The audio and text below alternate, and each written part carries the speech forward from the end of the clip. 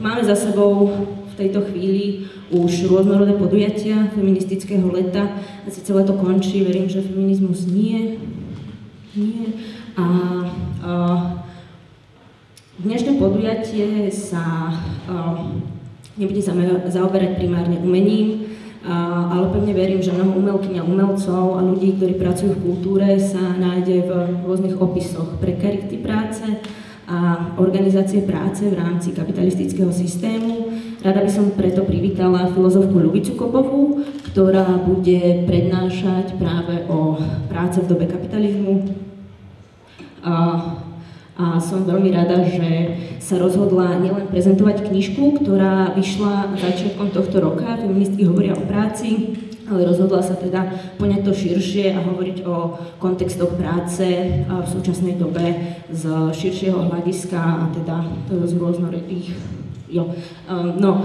Ľubica Kopová je teda filozofka, vyučuje na fakulte humanitných studií na katedre Gender Studies Karlovej univerzity v Prahe a takisto dlhé roky spolupracuje s feministickou organizáciou Aspekt, ktorá v spolupráci s Kunsthalle organizuje toto podujatie a takisto veľmi pekne ďakujeme za finančnú podporu Ministerstva kultúry a za pomoc Lenke Krištofovej, časopisu Glossolalia a Goetheho inštitútu.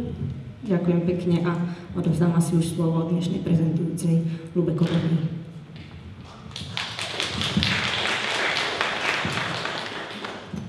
Ďakujem veľmi za predstavenie Saši.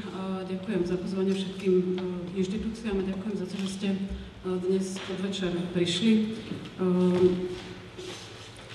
Taký dosť asi šialený deň pre mnohé rodiny a mnohých z vás, predpokladám. O čom dnes chcem hovoriť? Chcem hovoriť o takej v úvodzovkách banálnej téme, ako je práca. Je to niečo ako vzduch, myslím, že niečo, nad čím sa veľmi ako nezamýšľame, respektíve o čom stále hovoríme, sťažujeme sa na to a myslím, že nám chýbajú nástroje, ako hovoriť o práci, v súčasnosti.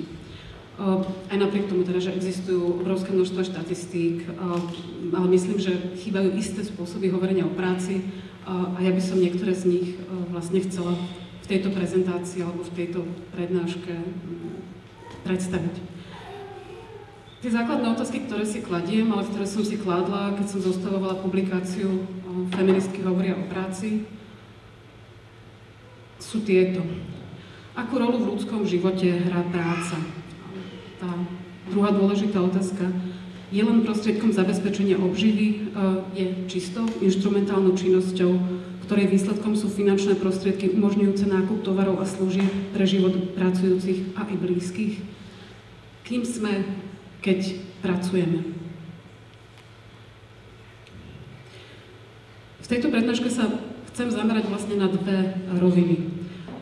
Na dva súbežné procesy, v ktorých sa odohráva to, čo nazývame práca v dobe kapitalizmu. Na jednej strane je to pracovná etika, ktorá je nejakým súborom noriem. Ak chcete, tak si to môžete nazvať ako nejaký ideový alebo vlastne ideologický komponent toho, čo nazývame práca, a ktorá sa potom, pokiaľ ju my individuálne vykonávame, môže stať niečím, čo nazývame potom pracovnou morálkou. Niekto má nejakú pracovnú morálku, niekomu tá pracovná morálka možno chýba. To, z čoho sa pracovná morálka v úvodzovkách napája, je pracovná etika. Druhou to rovinou, ktorá ma zaujíma, sú premery práce v úvodzovkách v jej materiálnych aspektoch. V medzinárodnej deľbe práce, v zmysle pracovných podmienok, v tom, ako sa pracovné podmienky vlastne premieniali v ostatných 10 ročiach, predovšetkým od 70. rokov v celosvetovom meradle. Tieto roviny vlastne rozhodne nie sú oddelené. To, čo tu teraz robím, je vlastne nejaké analytické oddelenie preto, aby sme sa k tomu obrovskému konceptu, ktorým je práca, vôbec mohli nejakým spôsobom priblížiť. Myslím, že skúsenosť pracovať, skúsenosť je nejakým spôsobom ako jednotná, ale fakticky je tvorená sieťami, vzťahmi, ktoré sú neviditeľné. je tvorená nejakými interpeláciami, je tvorená interpeláciami nás, aby sme sa stali subjektmi, ktoré pracujú. Takže nie je to iba to samotné, čo vykonávame, ale práve tam je ten dôraz, ktorý chcem ja teda dať práve napríklad na tú pracovnú etiku. Ten tretí bod, ktorému sa chcem venovať, je vlastne položiť si otázku, akú rolu zohráva práca. Tá otázka je teda veľmi široká, ale ja si ju položím potom trošku konkrétnejšie. Akú rolu zohráva práca ako nástroj emancipácie žien, alebo aj nástroj emancipácie ďalších skupín. Je práca nejakým emancipačným nástrojom, alebo je to skôr ako nástroj podriadenia. Koho emancipuje práca? Koho práca podriaduje? Ujarmuje nás? Sme otrokmi, keď sme otrokmi práce? Práve vlastne k tejto otázke si myslím, že by mal súčasný feminizmus čo povedať, definovať svoje postoje kriticky voči istým dominantným diskurzom o rodovej rovnosti a práci. Feminizmus by si mal opakovane klásť otázku, či práca, akým spôsobom si ju predstavuje, prispieva k rovnosti žien a mužov, či prispieva k rovnosti spoločnosti, či prispieva k sociálnej spravodlivosti a aké chápanie práce k týmto vysokým utopickým ideálom prispievajú. V tom, o čom budem hovoriť, vychádzam do dosť veľkej miery vlastne z prvého textu publikovaného v tejto publikácii. Je to text Kathy Weeks, ktorý je časťou prekladu knihy Problem with Work. To je teda vlastne tá prvá časť tej prezentácie o pracovnej etike. Ďalej vychádzam vlastne z literatúry, na ktorú budem priebežne odkazovať predovšetkým z práce Lee Voskov, Guy Standinga, ďalších feministických autoriek a autorov. Skončím s Bell Hooks, ktorá je takisto autorkou, ktorá bola vydaná združením Aspekt. Takže kým sme, keď pracujeme?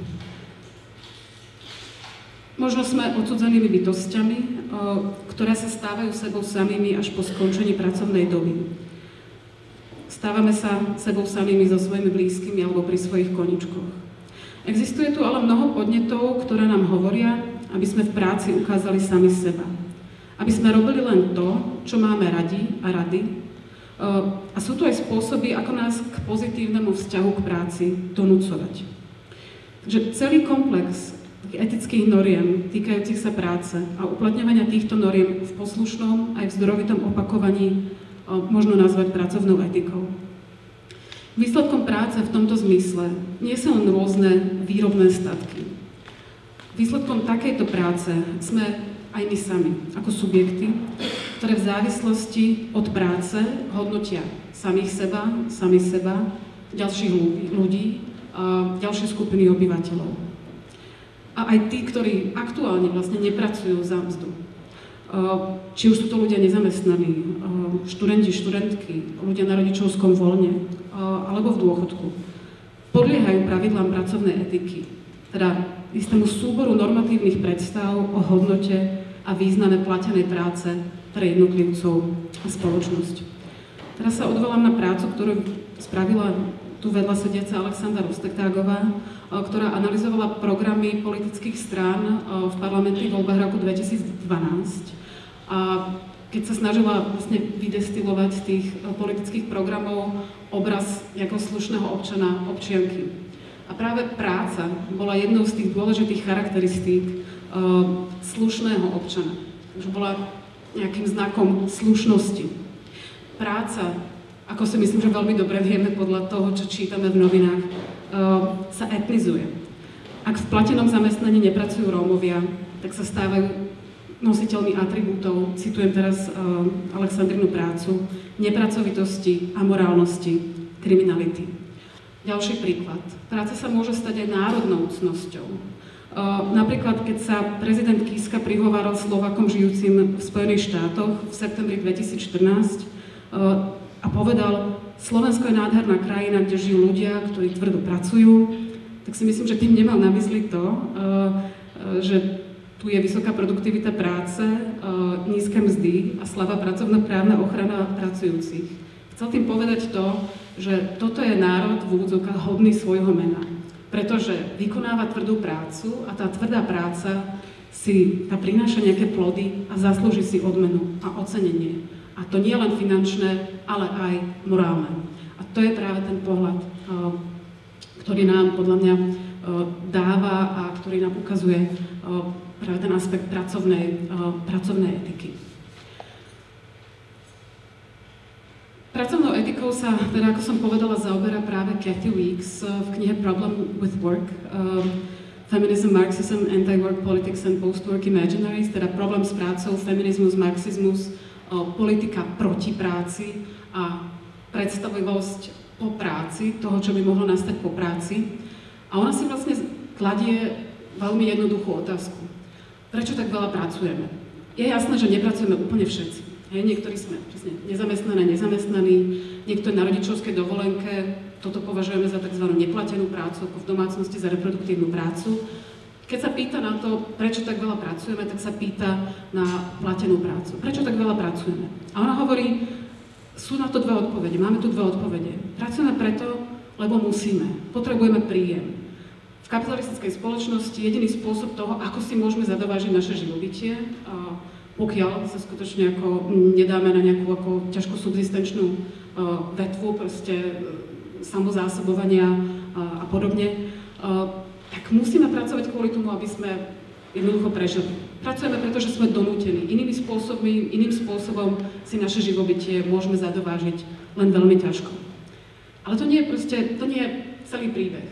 Druhou časťou odpovede na otázku, prečo pracujeme toľko, je aj to, že my chceme pracovať. Práca nám poskytuje rôzne druhy uspokojenia, nie je čisto inštrumentálna. Práca nám dáva zmysel, práca nám stanovuje nejaké ciele, práca nám štruktúruje napríklad deň, práca je miestom, kde si vytvárame sociálne väzby, kde dostávame uznanie od druhých ľudí. Takže ani donútenia súhlas ako také, podľa Kathy Weeks, neposkytujú úplnú odpoveď na tú otázku, prečo toľko pracujeme. Pracujeme preto, lebo sa zmiešava donútenia, možnosť voľby, nevyhnutnosť a túžba, zvyk aj zámer. A podľa Weeks na túto otázku, prečo tak pracujeme, je práve odpoveďou na tú otázku je práve pracovná etika. Je to teda jedna zo síl, podľa nej, ktoré zjednávajú súhlas s množstvom práce. Je to oficiálna morálka, teda komplex meniacich sa tvrdení, ideálov a hodnôt. Podľa jej názoru, ak chceme zmeniť systém práce, ktorý existuje v súčasnosti. Ja to teraz nebudem rozoberať celkom presne, prečo ten systém musíme meniť, respektíve budem sa mu čiastočne venovať v druhej časti tejto prezentácie, tejto prednášky. Tak hovorí, že nie je možné zamerať sa v úvodzovkách iba na zmenu nejakých materiálnych podmienok, na zmenu napríklad pracovnoprávnych vzťahov, na zmenu vzťahov medzi zamestnancom a zamestnávateľom, zamestnankyňou a zamestnávateľom. Je potrebné fakticky atakovať aj práve túto ideologickú štruktúru, nazvieme si to tak, v tom pozitívnom slova zmysle ideologická ako niečo, čo proste pôsobí prostredníctvom ideálov. Musíme pôsobiť aj prostredníctvom práve tej pracovnej etiky.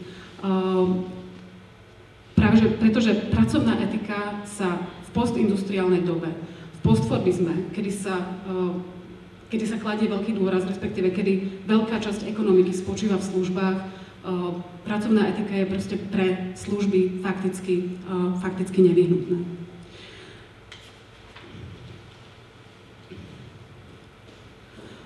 Podľa Weeks pracovná etika je v zásade veľmi nestabilný systém. Ak som povedala, že pracovná etika je nejaký ideologický komplex, tak si ho netreba predstaviť tak, že je to vlastne nejaká štruktúra, z ktorej sa nemôžeme vyviazať. Práve od toho, akým spôsobom budeme vlastne schopné vyjednávať tieto, ona to nazýva antinómie pracovnej etiky, či ich vyjednáme v zmysle ako podriadenia sa im, alebo v nich nájdeme nejaké medzery toho, ako pracovnú etiku využiť pre svoje vlastné účely. Toto všetko je záležitosťou politického konania, ale nespočíva vlastne v nejakých charakteristikách pracovnej etiky ako také. Pracovná etika je teda nejednotná. Nie je to nejaká ucelená doktrína, ale je to skôr zmes prvkov. Vlastne skladá sa z nejakých 5 antinómií, kedy Wicks tvrdí, že naše pracovné konanie je racionálne a iracionálne zároveň. Je zamerané tak na výrobu, ale pre prácu je veľmi dôležitá aj spotreba. Práca je vzťah, je činnosť, ktorá je závislá, ale takisto nám dáva nezávislosť. Je to činnosť, ktorá buduje podriadenie, ale môže byť aj nejakým zdrojom rezistencie voči tomuto podriadeniu. A takisto je to spôsob, ktorým sa niektoré skupiny v spoločnosti, napríklad ženy, vylúčovali spod toho, čo sa považovalo za dobrú spoločnosť, ale prostredníctvom rešpektovania pracovnej etiky sa do spoločnosti rôzne skupiny aj začleňovať môžu. Príkladom je napríklad relatívne veľká vietnamská menšina. Ak momentálne charakterizujete Vietnamcov v Českej republike, jedna z prvých charakteristík, cez ktorú ako určite získate ľudí preto, aby rešpektovali Vietnamcov, respektíve Čechov, ktorí majú vietnamský pôvod, ako právoplatných členov štátu, je povedať to, pozrite sa na to, títo ľudia nám poskytujú ako dôležitú službu, majú otvorené večierky, pracujú fakticky od nevidím do nevidím. Pracovitosť a vzdelávanie Vietnamcov jednoducho napomáha nejakému začleňovaniu napríklad tejto skupiny obyvateľov v Českej republike.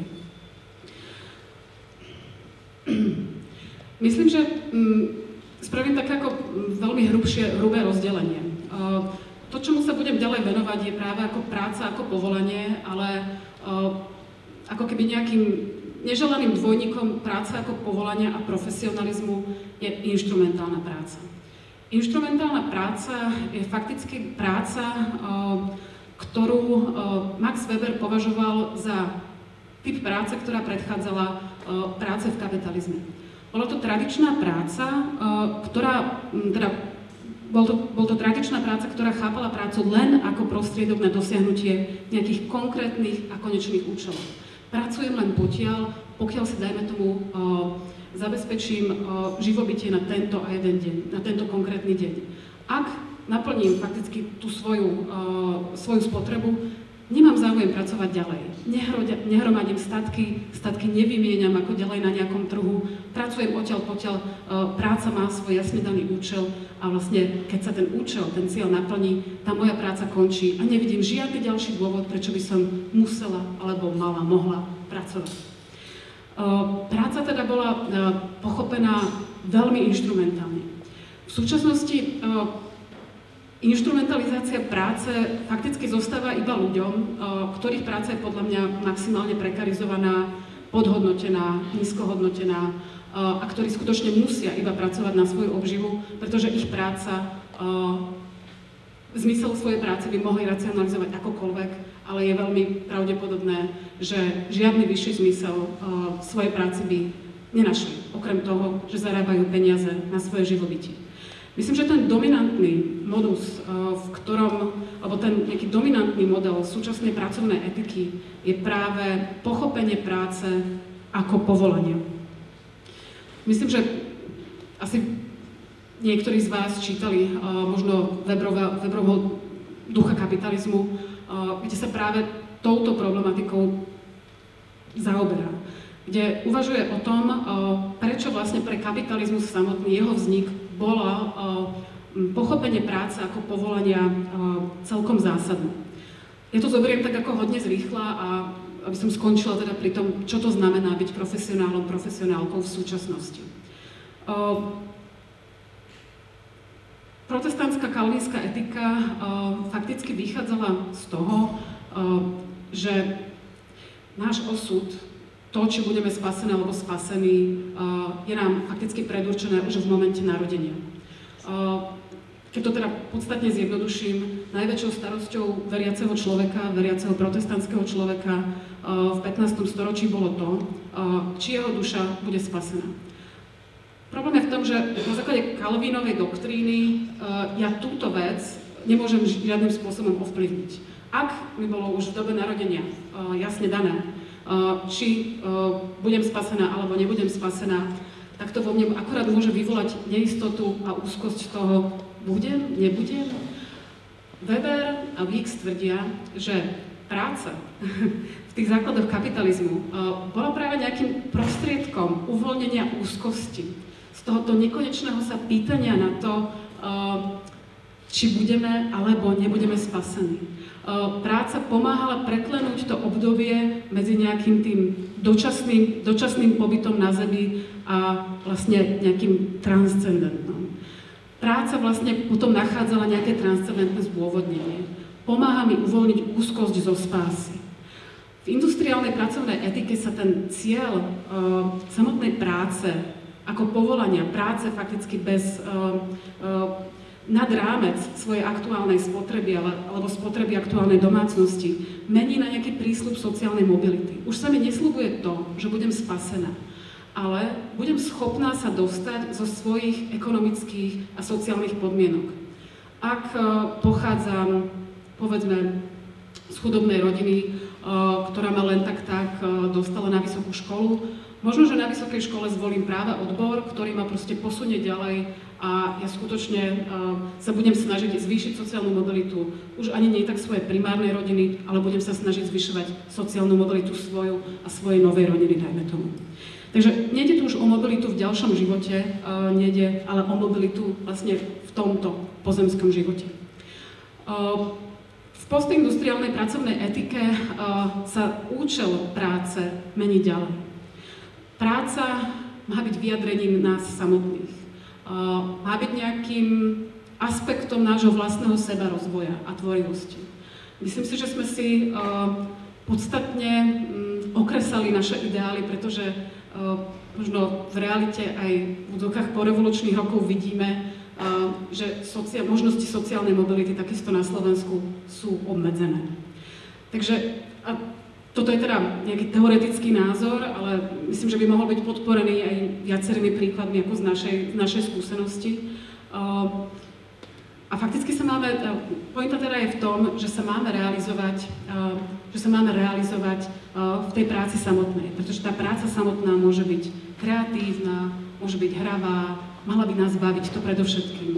Mali by sme vlastne milovať našu prácu.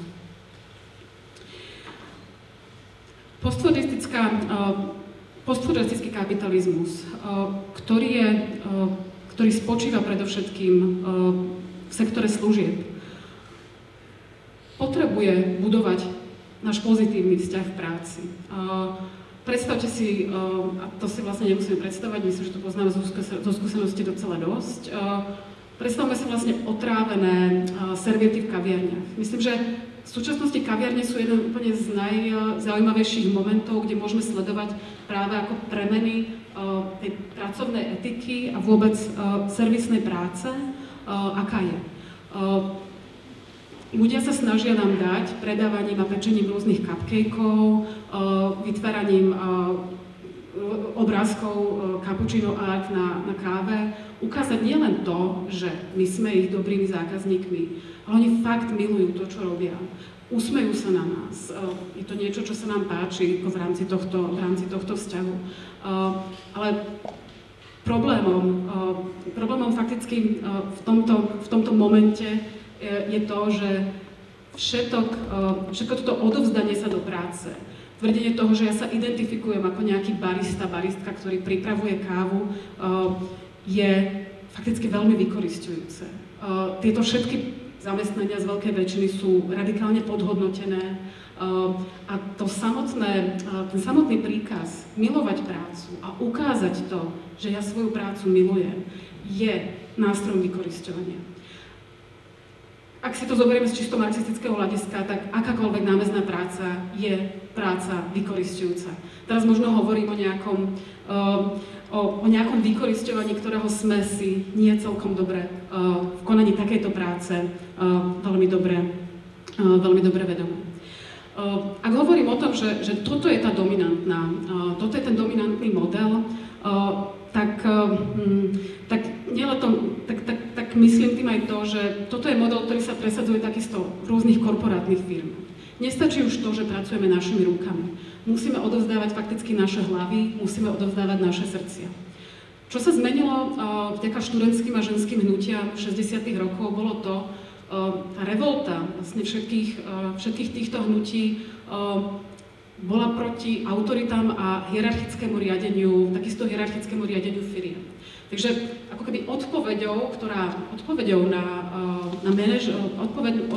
vo vnútri manažmentu boli také spôsoby riadenia práce, ktoré sú viacej horizontálne a založené na nejakom pozitívnom vťahovaní fakticky do teda produkcie nejakých statkov a do výroby zisku.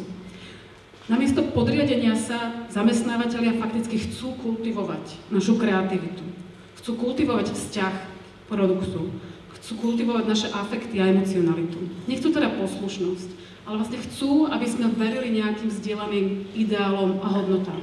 Môže to byť proste environmentalizmus, môže to byť rodová rovnosť, môže to byť množstvo ideálov.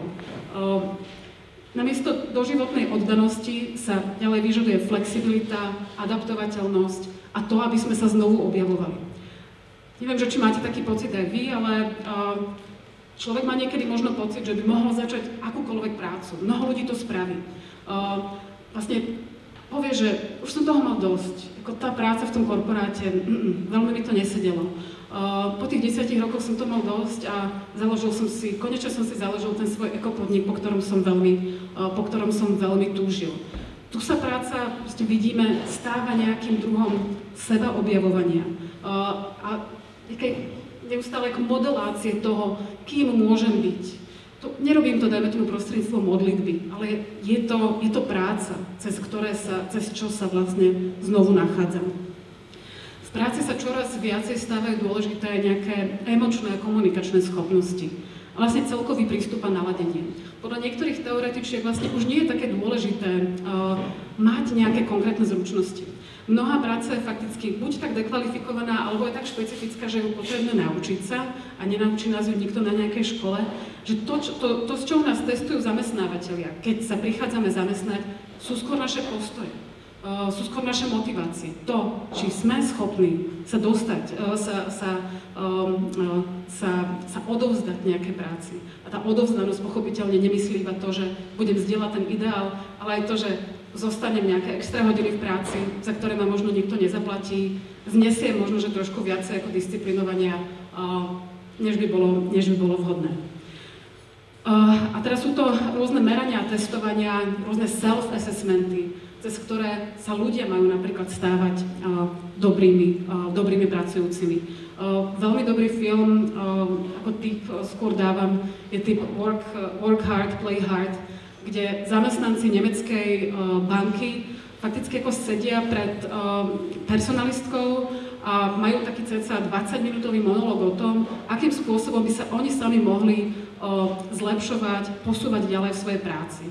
Na základe ako nejakých zadaných bodov, o ktorých oni vedia, ktoré si stanovujú priebežne v svojej kariére, oni už sú schopní ako nejaký druh spovede, ako nejaký druh vyznania, v podstate takmer kresťanského, povedať, v čom sa oni sami, ako proste tí manažéri môžu zlepšiť. A o toto ide.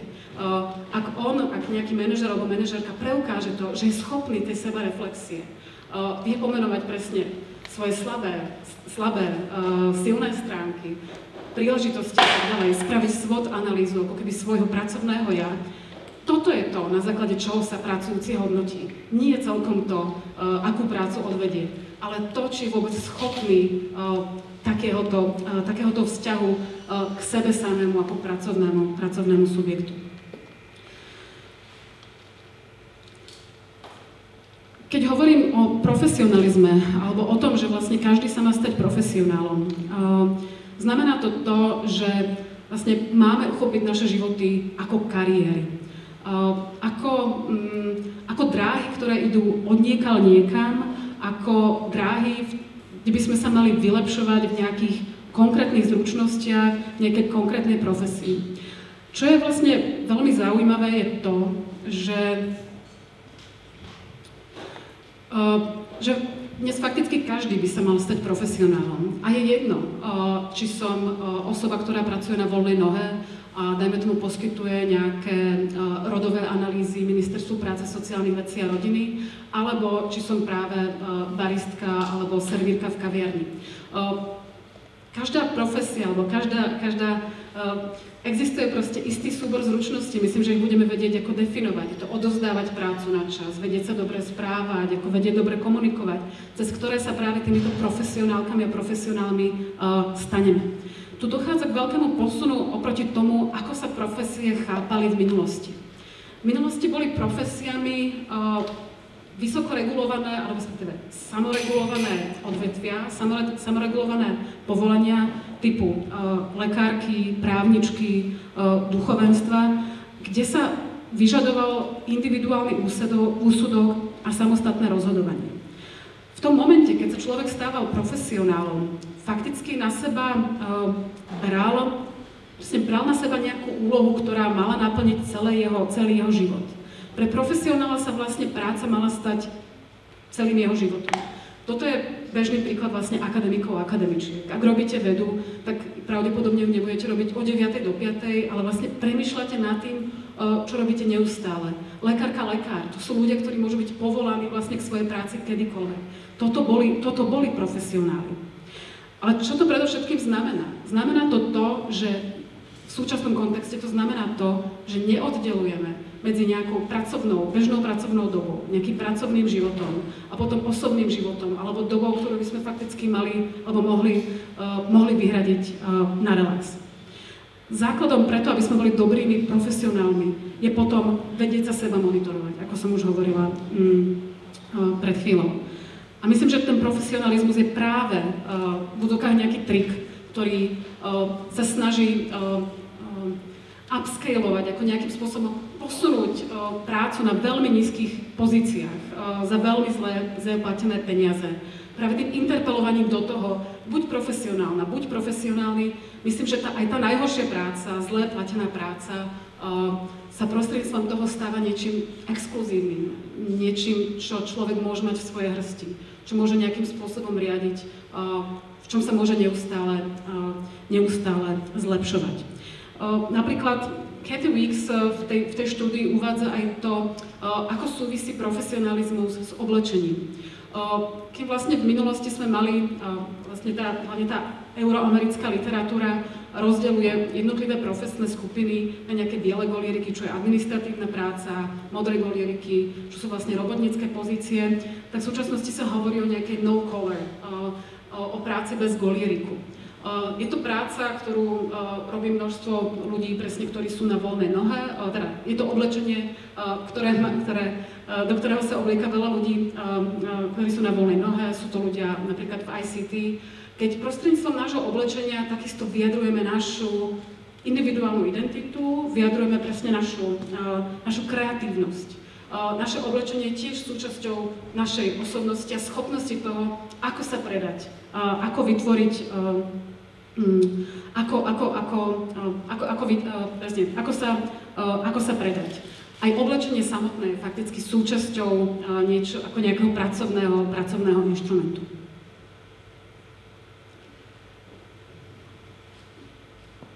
Možno ako taká veľmi drobná zmienka o tom, jedna veľká oblasť, kde sa, myslím, profesionalizmus dá sledovať, je práve manažment produktivity. Manažment času, keď používame nástroje typu Evernote alebo systémy typu Getting Things Done.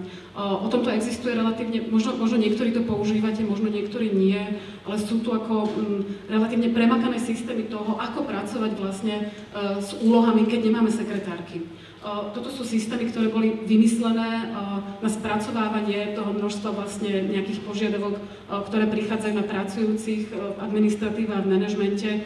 V tom momente, keď sa začali vo firmách prepúšťať práve administratívne pracovníčky a tieto systémy, napríklad manažmentu produktivity, nám tiež možno majú dávať pocit toho, že sme v úvodzovkách pánmi nášho vlastného času a sme pánmi nad svojou vlastnou prácou. Toto je teda nejaká jedna časť alebo jedna rovina, o ktorej som hovorila. Je tu pracovná etika, ona je oveľa komplexnejšia, ako som na začiatku hovorila o tých rôznych antinómiách. Ale čo z nej vlastne vychádza, je tento obraz individua, ktoré je profesionálne, vždy pripravené pracovať, vždy pripravené sa v úvodzovkách networkovať, fakticky ani nekomunikovať, ale chápať každého, koho stretne, ako potenciálny pracovný kontakt alebo potenciálneho dodávateľa práce. Myslím, že toto je vlastne ako podmienka, nejaká všeobecná podmienka, v ktorej sa my ako pracujúce individuá v súčasnosti nachádzame.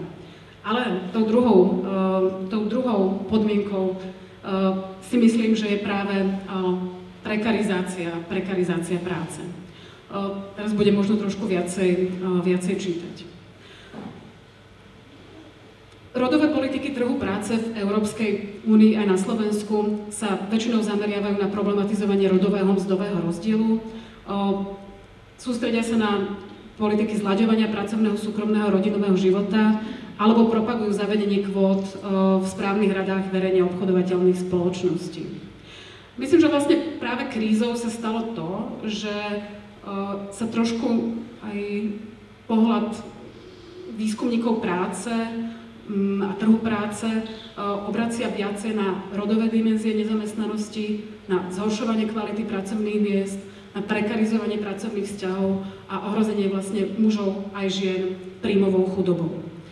Čomu sa chcem teda venovať teraz, je v úvodovkách tá druhá rovina, ten druhý prúd, ktorý určuje prácu v súčasnosti, a to je teda flexibilizácia, ktorý sa negatívna flexibilizácia alebo prekarizácia práce, prečo ma teda vlastne zaujímajú negatívne účinky týchto procesov prekarizácie alebo flexibilizácie na kvalitu života žien a mužov. Myslím, že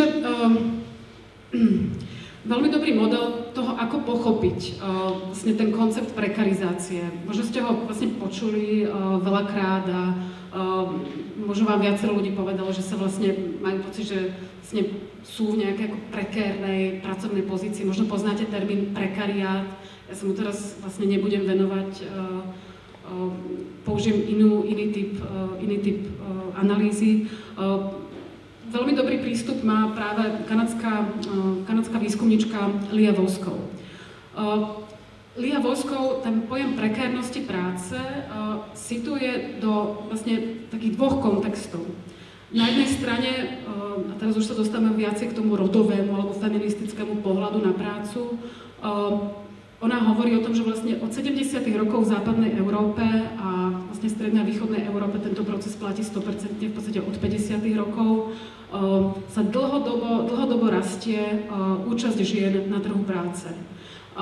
Zároveň vlastne práca, predovšetkým od tých 70. rokov v západnej Európe, trh práce sa reštrukturalizuje práve smerom k zväčšovaniu sektoru služieb. Toto sú dva nejaké faktory, ktoré spôsobujú alebo ktoré spolu nesú práve prekarizáciu práce. Samotné prekérne zamestnanie Lia Voskov definuje ako prácu za odmenu charakterizovanú neistotou, nízkym príjmom a obmedzenými sociálnymi príspevkami a nárokovými dávkami. Takže čo tu vidíte vlastne v tej jej definícii, a to je myslím, že dosť dôležité, je to, že to prekérne zamestnanie síce znamená čiastočne na jednej strane aj nejaký zamestnanecký status. To znamená to, že či mám nejaké platené zamestnanie, mám nejakého zamestnávateľa, alebo som živnostnička, som samozamestnaná. Ďalej, v tej prekérnej práci ide o to, aká je forma zamestnania. Som zamestnaná na čiastočný úväzok, som zamestnaná na plný úväzok, som zamestnaná na trvalý pracovný pomer, teda na dobu neurčitú, alebo som zamestnaná na dobu určitú. Lia Voskov zdôrazňuje to, že musíme zohľadňovať aj dimenzie vlastne neistoty na trhu práce a takisto sociálny kontext a sociálne umiestnenie. A to, ako vlastne interagujú rôzne aspekty našich identít s našou schopnosťou fakticky sa zamestnať a udržať si prácu. Podľa Lee Voskov nie je len o nejaké nové, neštandardné alebo netradičné formy zamestnávania bez ohľadu na ich konkrétne dôsledky. Tá prekérna práca je v prvom rade určená neistotou. Podľa Voskov je vlastne prekérna práca určená absenciou istoty v tých aspektoch, ktoré sú tam vymenované, teda napísané a ja ich teraz tiež prečítam. Je to teda neistota ohľadom toho, či moje zamestnanie bude pokračovať. Bude pokračovať to zamestnanie, ktoré mám, alebo viem si predstaviť to, že zoženiem obdobnú prácu fakticky u nejakého iného zamestnávateľa. Druhým aspektom je to, či je zamestnávanie samotné vlastne nejakým spôsobom regulované. Mám istotu toho, že môžem uplatňovať svoje pracovné práva, ktoré sú definované v nejakých základných základných ústavných dokumentoch. Ďalej, mám nejakú kontrolu nad pracovným procesom. Ak nemám kontrolu nad pracovným procesom, zvyšuje sa moja neistota, zvyšuje sa prekárnosť mojej práce. Mám kontrolu nad pracovnými podmienkami, mám kontrolu nad mzdou, mám kontrolu nad intenzitou práce. Do tohto aspektu spadá aj to, môžem byť členkou odborov, ako fungujú odbory. V úvodzovkách kopu za majiteľa, majú nejaké predohodnuté veci, alebo skutočne sa môžem spoľahnúť na odbory a počítať s tým, že oni mi vlastne zaistia tú spravodlivú odmenu, dobré zamestnanie.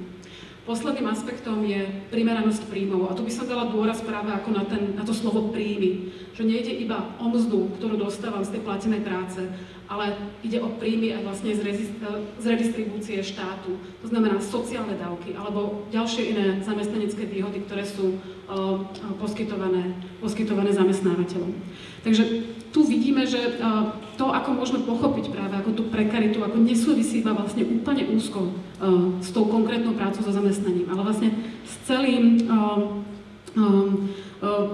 dôležitý je fakticky je celý kontext, v ktorom sa práca deje.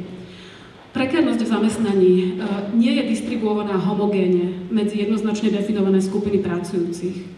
Nadobúda rozmanité formy v závislosti od geografického miesta, priemyselného odvetvia, konkrétneho povolania. Prekárnosť, toto by som chcela zdôrazniť, nemožno priradiť ani pracujúcim ženám vo všeobecnosti, ale ani mužom vo všeobecnosti. Podľa Voskov je pri výskume práce nutné zaujať perspektívu, ktorá vlastne zahrnie širšie kontexty toho sociálneho, ekonomického, politického života. Takže si bude všímať systémy sociálneho zabezpečenia, daňový systém, pracovné právo, podmienky domácnosti, ideológie, ktoré v spoločnosti pôsobia a takisto rodové režimy. To, ako sú nastavené vzťahy fakticky medzi mužmi a ženami v spoločnosti. To znamená, že ak chceme nejakým spôsobom postihovať problematické podoby prekérneho zamestnávania, nestačí sa zamerať iba na tú mikroúroveň priameho vzťahu zamestnávateľa a zamestnankyne. Minimálne rovnako tak treba brať do úvahy teda aj širší kontext, v ktorom sú tie pracovné vzťahy ukotvené. Prekérnosťou fakticky trpia podľa Voskov všetky pracovné vzťahy, všetky zamestnanecké vzťahy. Takže si ju skôr môžeme predstaviť ako nejaké kontinuum, kde sa mení rôzna miera prekérnosti našej práce. Je vlastne nejakým negatívnym konceptom, ktorý sa definuje voči niečomu, čo ona nazýva štandardný zamestnanecký vzťah. Tuto vlastne, neviem do akej miery vlastne ste oboznámení s nejakou teóriou komodifikácie, dekomodifikácie sociálnych vzťahov Karla Polanyiho, ale fakticky, čo tvrdí Vosko je to, že vlastne v prvých 3 povojnových desaťročiach, keď sa budovali systémy sociálneho zabezpečenia, tak sa vytvoril práve tento štandardný zamestnanecký vzťah, kde máme jasne zadefinovaný pracovný čas, kde máme predstavu jedného stabilného zamestnania, častokrát jedného stabilného zamestnania počas celého života a kde je nejakým spôsobom takisto dobre zadefinovaný zamestnanecký status. Všetky tieto vlastne aspekty, okrem toho teda, že niečo poskytovali tým samotným pracujúcim, ale zároveň znamenali aj kontrolu pracujúcich. Aj to, že cez tieto aspekty bolo možné dlhodobo zvyšovať napríklad pracovný výkon pracujúcich. Súčasťou tohto štandardného zamestnaneckého vzťahu, netreba si ho malovať ako veľmi ružovo, bolo zároveň aj istá dohoda o rodových vzťahoch. O rodových vzťahoch nejakej heteronormatívnej rodine, kedy sa fakticky muž pochopí ako živiteľ rodiny a mzda ženy sa pochopí ako sekundárna. Tu vidíme proste tú klasickú vec, rodový mzdový rozdiel. Opakuje sa to do nekonečna v marci každý rok, alebo neviem kedy presne. Rodový mzdový rozdiel je presným dôkazom, ako keby kvantitatívnym dôkazom tejto ideológie, tejto rodovej zmluvy spoločnosti. Muž je živiteľom rodiny, existuje tu jeden dominantný, muž je živiteľom rodiny, má nárok v úvodzovkách na vyššiu odmenu, zda ženy postačuje, aby bola vlastne nižšia, pretože je menej dôležitá. Voskov takisto upozorňuje na to, že vlastne tento štandardný zamestnanecký vzťah sa takisto budoval v kontexte národných štátov, že situácia pritom je už dnes ako oveľa komplikovanejšia. Tie jurisdikcie vlastne zamestnávateľov, regulačných úradov, subjektov ochrany pracovných práv jednoznačne nie sú definované suverenitou jedného národného štátu. Súčasťou prekérnych zamestnaní a sú vlastne nízkopríjmové zamestnania, to sú nízkopríjmové zamestnania niečo, čo mňa začína viacej zaujímať. Fakticky nízkopríjmové zamestnania by sme mohli definovať tak, že podliehajú neistote pochádzajúcej z trhu práce a tiež zo systému sociálneho zabezpečenia. Aj dôležitým aspektom je to, že vlastne nedokážu poskytnúť príjmy, ktoré sú potrebné pre dôstojný život. Podľa vlastne štatistik Eurostatu za nízkopríjmové zamestnania považujeme tie zamestnania, kde je hodinová mzda nižšia než dve tretiny mediánu. Toto sú také dosť hrozivé čísla práve podľa toho Eurostatu z roku 2012. Myslím, že aktuálnejšie čísla už tak hrozivo nevyzerajú. Ale vlastne tá štatistika za Slovensko z roku 2012 mala byť taká, že 19% všetkých zamestnancov fakticky je v nízkopríjmovom pásme, z toho cca 14,6% mužov a 23,7% žien zo všetkých zamestnaných žien.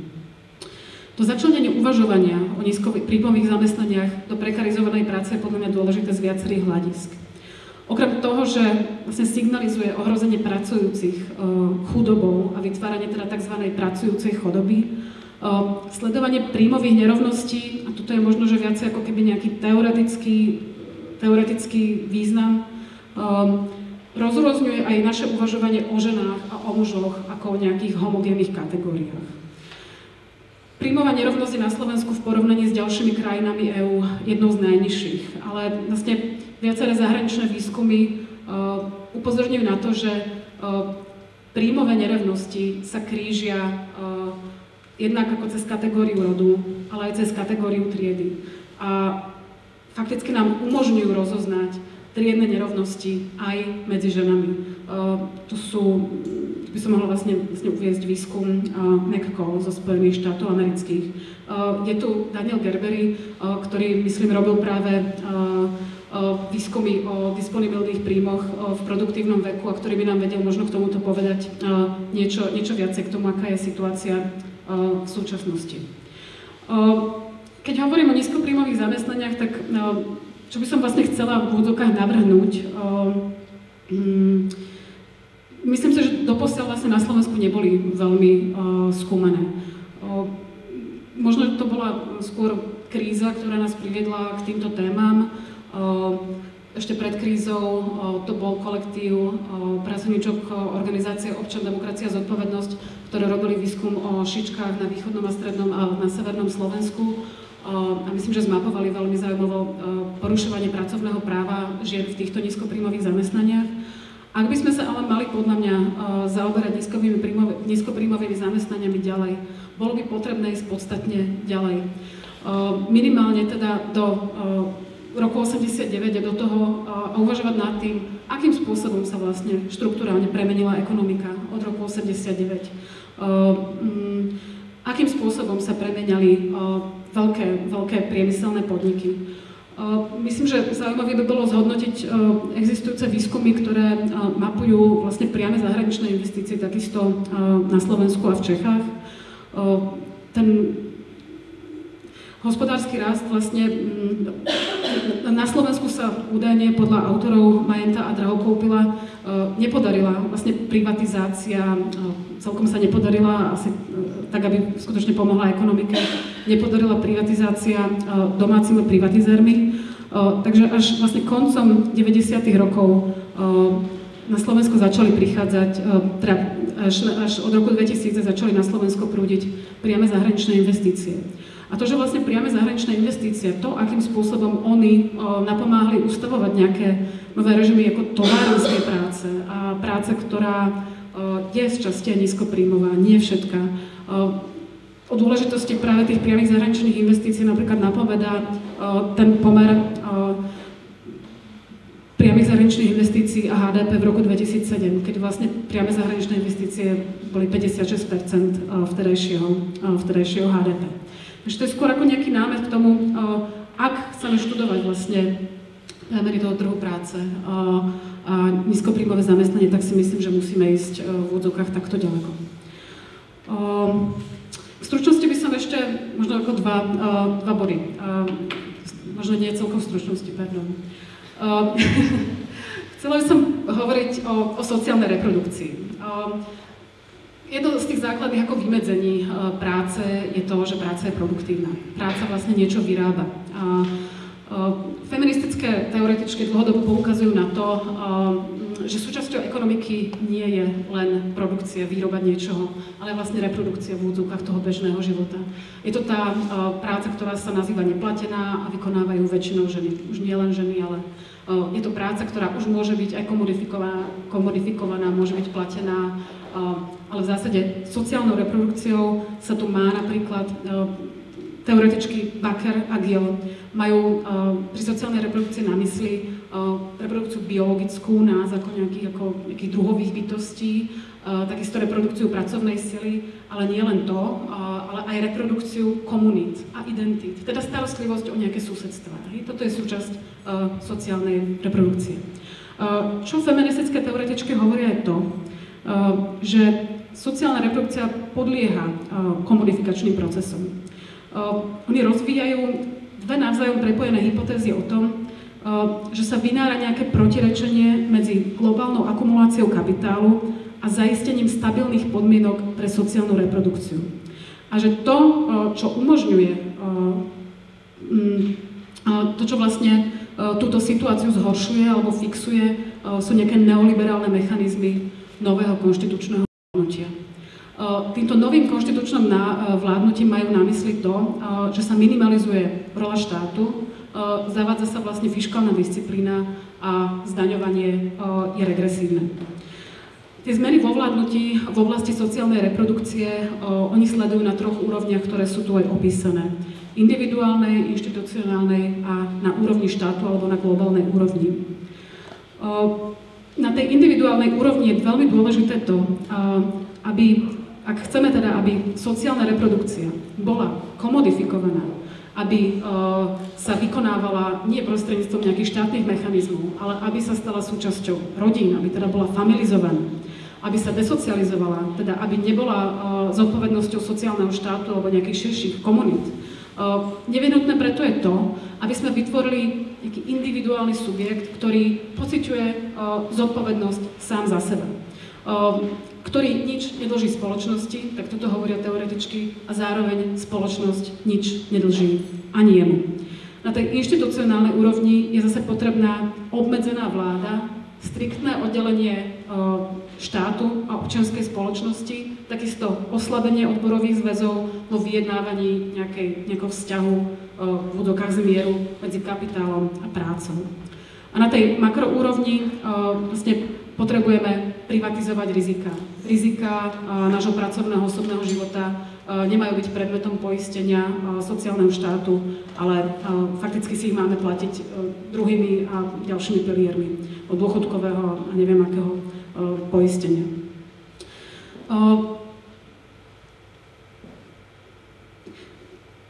Ďalšie teoretičky hovoria práve o tom, že je to práca, fakticky, ktorá z nás robí toto individualizované, teda toto individuum, ktoré je zodpovedné samo za seba. Nikomu nič nedlží a nikto nič nedlží jemu. Jednotlivci už vlastne nie sú definovaní prostredníctvom toho, že im je poskytované nejaké sociálne zabezpečenie, welfare, ale prostredníctvom toho, že hocičo, čo by mohli dostať, je fakticky podmienené prácou. Platená práca sa čoraz viac považuje za ústrednú pre štandard života jednotlivcov, pre ich občiansky status, aj pre ich sebaúctu.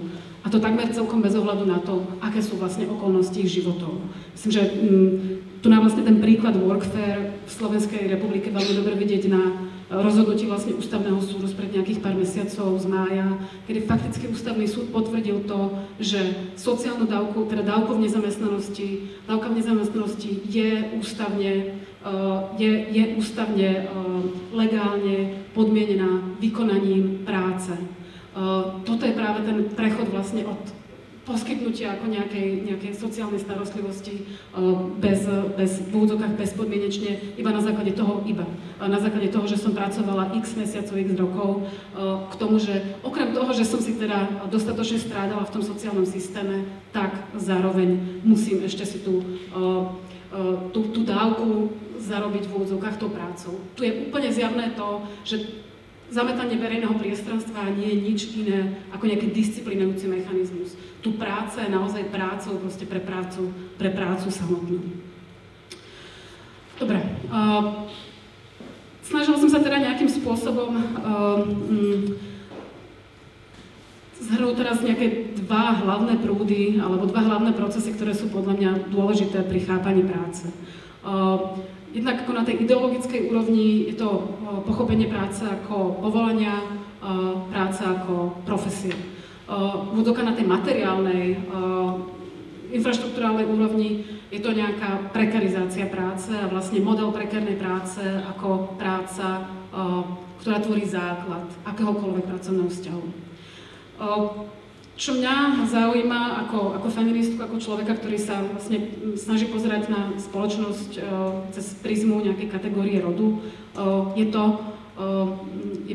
je pýtať sa teda na to, ako sa ako feministka vlastne vzťahujem v útočkách celému svetu ku všetkým témam, a teda aj k téme ekonomických nerovností a práce.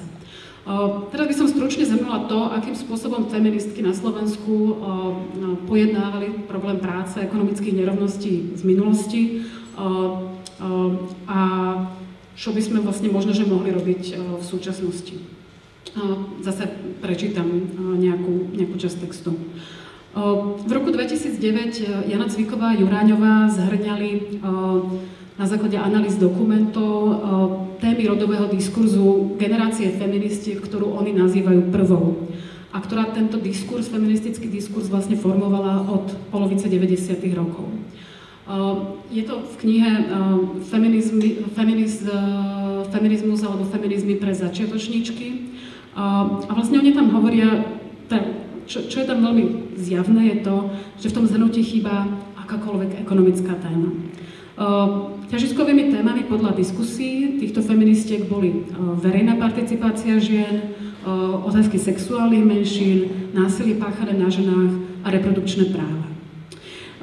Neznamená to celkom, že by sa vlastne feministky v 90. rokoch ekonomickým poriadkom spoločnosti v časopise Aspekt napríklad alebo v ďalších publikáciách neobjavovali. Vlastne tam, kde sa filozoficky tematizoval vzťah verejnej a súkromnej sféry, kde sa sociologicky, teda najmä v prieskumoch verejnej mienky, skúmala slovenská spoločnosť z rodiacej sa rodovej perspektívy. Tam boli ekonomické témy platenej práce a hlavne dvojitého zaťaženia žien prítomné. Mužské normy pracovného prostredia a verejnej sféry vo všeobecnosti vlastne veľmi dobre analyzovali filozofky Zuzana Kicková a Etela Farkašová vo svojej kritike socialistického chápania emancipácia žien. Ale myslím, že vlastne to stretnutie ekonomických otázok a rodovej perspektívy podnietili v ostatných rokoch, cca v tom ostatnom 10-ročí, najmä dva procesy. A to je vstup Slovenska do Európskej únie v roku 2004, s ktorým súvisela harmonizácia legislatívy v pracovnoprávnej oblasti, a potom tým druhým procesom je ekonomická a finančná kríza so začiatkom teda na prelome rokov 2008 a 2009. Kým ten prvý proces, teda vstup do Európskej únie, priniesol do verejného diskurzu okrem antidiskriminačnej politiky aj pretrvávajúce ciele politiky Európskej únie, a to sú teda zosúľaďovanie rodinného pracovného života a ten rodový mzdový rozdiel, o ktorom som už hovorila. V tom druhom procese sa výskumníčky zamerali hlavne na účinky krízy a na nejakú rodovú predpojatosť, vlastne rodovú necitlivosť protikrízových opatrení, ktoré robila vláda vlastne hneď na začiatku roku a hneď v priebehu roku 2009. A v podstate až v roku 2009, teda keď v úvodzovkách nastúpila tá kríza úplne naplno, začínajú v slovenskom rodovom diskurze obiehať prekladové texty, ktoré problematizujú nejakú mainstreamovú ekonomiku a problematizujú koncepty ekonomického myslenia hlavného prúdu. A vlastne aj z tejto doby fakticky pochádzajú publikácie, ktoré sa mimovládnych organizácií, ktoré sa zaoberajú zhoršenými pracovnými podmienkami žien. V podstate by sa dalo čakať, že ekonomická a finančná kríza ako nejaký cyklický jav kapitalistickej ekonomiky nás podnieti k tomu, alebo nás proste privedie k tomu, že budeme ako feministky kritizovať kapitalizmus. Ale vlastne až na tie uvedené prekladové publikácie k preskúmavaniu základov ekonomického poriadku spoločnosti nedošlo. A navyše vlastne sa stretávame s jednou veľmi zaujímavou situáciou. V časopise Aspekt vlastne už od 90. rokov alebo od prelomu roku 2000 bol publikovaný rad klasík vlastne marxistického socialistického feminizmu, ako texty Barbary Ehrenreich, Sylvie Federici, Heidi Hartmann, Marie Mise, Frances Olsen, ktoré ale ako keby zostali v úvodzovkách v lufte. Skutočne nepadli na úrodnú pôdu a až vlastne na možno text Miroslavy Mišičkovej v tejto knihe, o ktorej budeme hovoriť ešte, fakticky zostávajú bez nejakej väčšej odozvy. Takže ak to tak zhrniem, tak si myslím, že feministický diskurs o ekonomike na Slovensku existuje, ale vlastne len málo kedy sa v ňom skúma problematika práce ako determinovaná vlastne konkrétnym kapitalistickým ekonomickým systémom. Pritom vlastne aj tá transformačná skúsenosť, aj skúsenosť s krízou by nás, myslím, mali podnietiť k tomu, aby sme sa práve tematizáciou spojenia vlastne rodu a kapitalizmu zaoberali.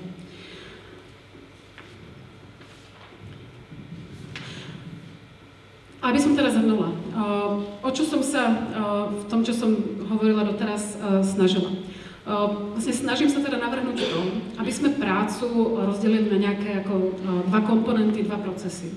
Jednak teda práca ako ideológia, ktorá má ale jasné ukotvenie v ľudských subjektoch, ktoré táto ideológia tvorí. Tieto subjekty sa majú stať profesionálkami a profesionálmi a majú budovať svoje životy ako kariéry. To je vlastne jeden proces. Druhý proces je, chcem, aby sme chápali prácu ako pracovné vzťahy, ktoré podliehajú, alebo ktorých základnou podmienkou je prekarizácia. Teda práca sa tu chápe už ako niečo, čo nie je schopné človeku fakticky poskytnúť nejaké životné istoty. Čím chcem skončiť? Chcem povedať, že podľa môjho názoru vlastne feminizmus a zastankyne rodovej rovnosti bývajú z niektorých táborov celkom oprávnene kritizované za to, že sa voči politikám, ktoré zneviditeľňujú a znehodnocujú situáciu žien s nízkymi príjmami alebo bez plateného zamestnania dostatočne nevymedzujú.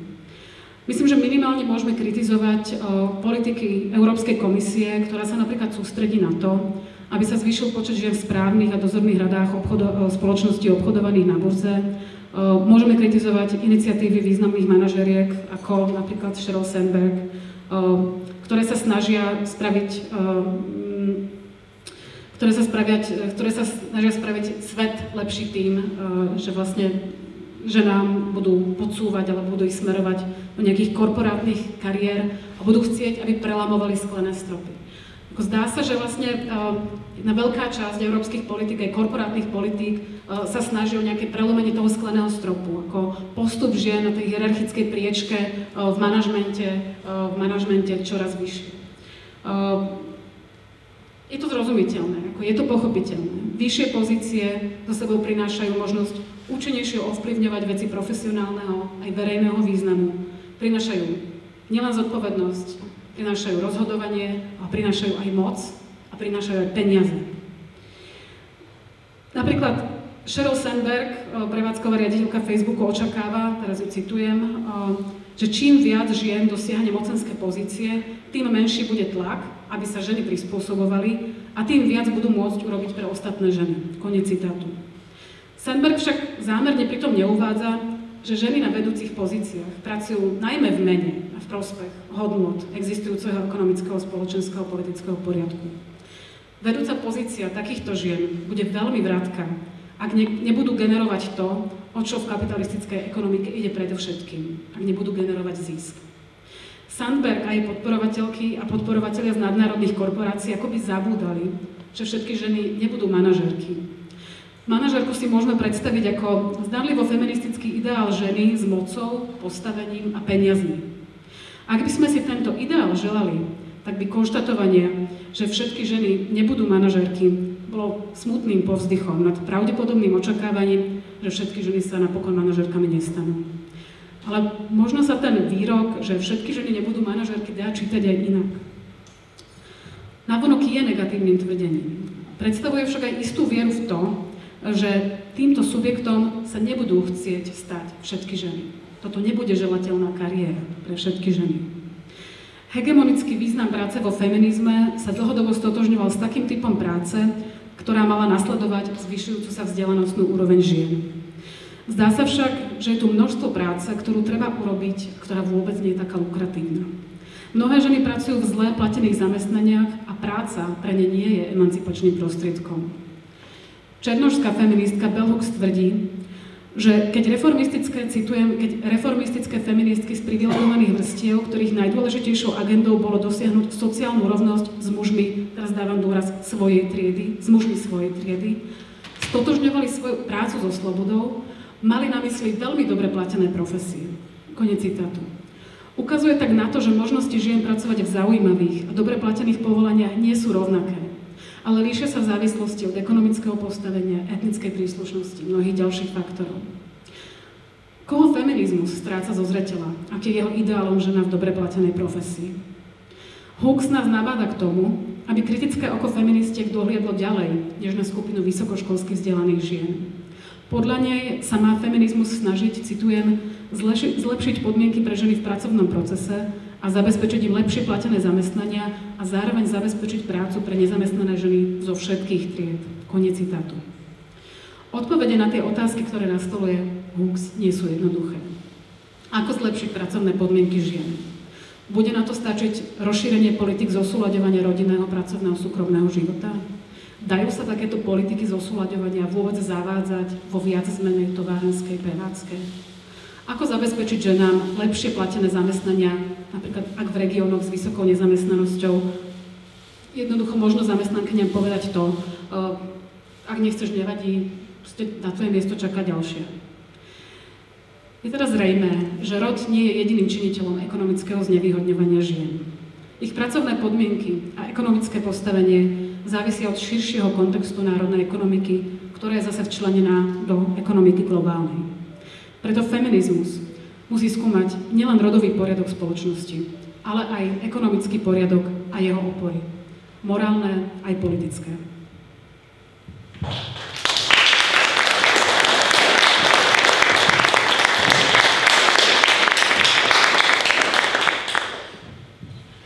Ďakujeme veľmi pekne za prednášku. Ako som hovorila už na začiatku, som veľmi rada, že Ľubica sa nerozhodla len prezentovať knihu, ale mať aj prednášku, možno, ktorá vysvetľuje problematiku práce v dobe kapitalizmu komplexnejšie, pretože Ľubica sa tejto téme venuje už dlhodobo.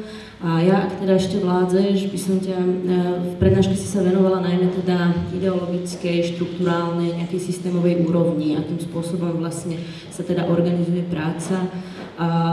V publikácii si myslím, že je aj mnoho veľmi jasných a konkrétnych prípadových štúdií a chcela by som sa ťa preto opýtať, či by si mohla v krátkosti povedať, prečo práve tieto texty, okrem teda Cathy Weeks, o ktorej si hovorila, prečo práve tieto autorky, ktoré teda neboli to len prekladové texty, ale vybrala si aj autorky zo Slovenska. Ďakujem. Vlastne v tej knihe je raz, 2, 3, 4, 5 textov, relatívne málo. 3 z nich sú prekladové a 2 z nich sú pôvodné slovenské. Vlastne o čo mi išlo v tej knižke, bolo dať dohromady ukázať ako spôsob teoretizovania alebo aj robenia vlastne výskumu o práci v zahraničí. Ukázať to, že je vlastne v úvodzovkách možné vliesť do továrne, pracovať s ďalšími ženami. Nie je to nevyhnutné, ako dajú sa robiť rozhovory, ale vlastne v knihe sú dve antropologické alebo etnografické štúdie, z ktorých jedna bola vlastne inšpirovaná tou druhou. Je tam štúdia, takže je tam v úvodzovkách ako niečo, čoho sa tie autorky tých textov ako veľmi dotkli, žili, dajme tomu, s tými továrenskými pracovníčkami a opísali také jednoduché veci, ako je nastavenie stroja. Hej? Ako je dôležité to, že sa nejaký továrenský stroj nastaví tak a tak, a nastaví sa v nejakom tempe. Opisujú také ako banálne veci vlastne z toho pracoviska, aká je dôležitosť hudby. Napríklad toho, že môže mať človek zapnuté rádio a čo sa deje, ak nejaký vedúci to zapnuté rádio vlastne stíši. To je napríklad v tom texte prekladovom Punnaj. Chcela som do nejakej miery vlastne obsiahnuť ako keby to, že kapitalizmus ako ekonomický systém je globálny. Takže je tam text prekladový Punnaj, hongkongskej sociologičky, ktorá napísala knihu Made in China a ktorá tu vlastne figuruje pod názvom Čínske robotničky Takung Mei, kde napríklad veľmi dobre, ale zase vidíte to, že keď robí nejaká žena, keď robí nejaká výskumnička fieldwork, alebo teda terénny výskum v továrni, pretože tam niekoľko mesiacov, tak to neznamená to, že nepoužíva teóriu. Mnohí ste možno čítali Foucaulta, Dozerať a trestať, a vlastne ona napríklad používa tú schému Foucaultovskú toho, ako sa disciplinuje telo, ako musí vykonávať nejaké jednotlivé úkony, ako veľmi pekne to vlastne používa na tú továrenskú prácu mladých žien. Vlastne touto štúdiou bola inšpirovaná zase štúdia poľskej sociologičky Małgorzaty Mačiejevskej, ktorá sa zaoberala vlastne takými tými krabicami, továrňami, ktoré vlastne máme na kraju našich miest tiež. Vlastne strávila niekoľko mesiacov pri výrobe televízorov a vlastne takisto opísala v podstate celé pracovisko, spôsob práce na pracovnej linke a predovšetkým, čo bolo pre mňa ako veľmi zaujímavé a vlastne prínosné, a o čom som aj trošku hovorila v tejto prednáške, je to, že vlastne veľmi zohľadňuje problém sociálnej reprodukcie. Toho, že prečo sa napríklad, taká klasická otázka proste novinárov na Slovensku alebo vôbec niektorých ekonómov, napríklad z Inesu, prečo sa ľudia nesťahujú za prácou? Prečo sa ľudia nesťahujú za prácou? No proste kvôli tomu, lebo majú deti a vlastne potrebujú vykonávať v úvodzovkách tie sociálne reproduktívne činnosti. A toto je niečo, čo vlastne tá Mačiejevská je schopná zachytiť tým, že ona presne spočíta to, koľko hodín má nejaká žena na príchod do práce autobusom, koľko hodín má na to, aby sa vyspala, koľko hodín má na to, aby navarila svojim deťom, koľko hodín má na odpočinok, ak nedaj Bože má ísť s dieťaťom k lekárovi. Takže vlastne tento aspekt napríklad tej sociálnej reprodukcie bol pre mňa dôležitý. Text Martiny Sekulovej, ak to tak ako rýchlo teda prebehne, sa zase venuje vlastne desiatkam tisícam pracovníčok, slovenských pracovníčok, ktoré sa starajú o starších ľudí v Rakúsku. Martina sa teda zaoberala ženami, ktoré pracujú v Rakúsku a pracovnými podmienkami. Ten jej výskum je samozrejme oveľa širší, ale ona sa práve zamerala na to, akým spôsobom sa utvára ten pracovný vzťah medzi tým bezvládnym človekom, ktorý potrebuje pomoc a ktorému tá osoba, ktorá sa o neho stará, dáva okrem práce aj vlastne okrem tej práce starosti dáva aj istú lásku a tvorí si s ním takmer rodinný vzťah. Ako vlastne celé toto zvláštne ako modulovanie práce, nepráce, práce vlastne vzťahu ako otcovsko-dcerovského spôsobuje nejasnosti v tom, čo je ešte v úvodzovkách legálne, čo je v poriadku, čo je už proste vykorisťovanie a tak ďalej. Tak na toto je zameraný zase štúdia Martiny Sekulovej. Miroslava Mišičková vlastne veľmi dobrým spôsobom zase robí to, na čo som sa v úvodzovkách sťažovala v tej prednáške, že nemáme to dostatočné marxistické teoretizovanie feministické. A Miroslava bola schopná sa pozrieť predovšetkým na ženskú časť operaistického hnutia 70. rokov z Talianska. A operaistické hnutie v zásade ako požadovalo menej práce za viacej peňazí. v automobilkách a v chemickom priemysle. A pozeral sa teda na to, akým spôsobom tento taliansky marxizmus predovšetkým definoval nejaké idei, ktoré by sme my mohli využiť v súčasnosti. Takže vlastne chcela som tam mať ako keby teoretické texty, ktoré skutočne nám ukážu to, že kapitalizmus je globálna záležitosť a že tie isté procesy, ktoré sa napríklad dejú v Hongkongu alebo vlastne v Južnej Číne, je dosť možné vidieť ako replikované tu. A že dajme tomu tej priestorovej vzdialenosti sa, alebo nejakej vlastne exotiky nejakej Číny sa fakticky vôbec nemusíme báť, ale môžu byť fakt veľmi, veľmi inšpiratívne preto, ako chápať prácu dnes. Ďakujem pekne. Ja teda dávam do pozornosti, že knižku si môžete kúpiť aj tu a pevne verím, že budeme mať ešte možnosť viac sa jej venovať, aj teda s autorkami jednotlivých štúdií v priebehu jesene, zimy. Takže keď budete sledovať náš web, môžete navštíviť ďalšie podujatie. A v tejto chvíli, keď máme teda za sebou aj prednášku, aj takú veľmi z rýchlika prezentáciu tejto publikácie, by som rada odovzdala priestor vám, možno ak sa chcete niekto niečo spýtať. Toho pomerne dosť povedaného.